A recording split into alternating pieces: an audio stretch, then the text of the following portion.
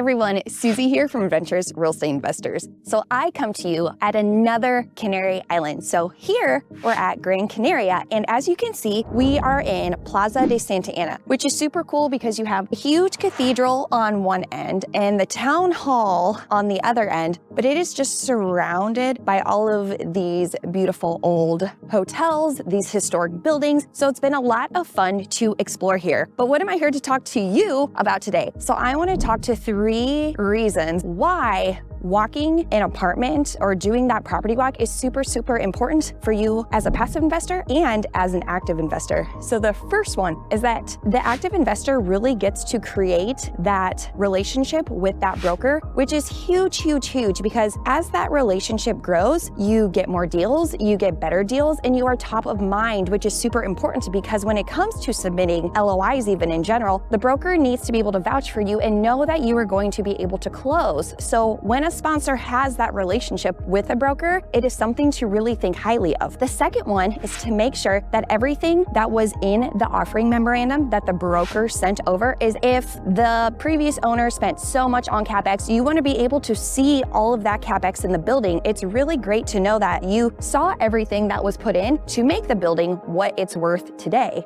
And then the third and final one is that you want to make sure that everything that you put in your underwriting to make it work, to even why you're at the property there right now, works. And that's huge. And an example of that is that Michael and I put in washer and dryers into some 1-bedrooms in the apartment communities that we have, even 2 bedrooms. But we want to make sure that the space that we envision in the offering memorandum and during our property tour, it actually works.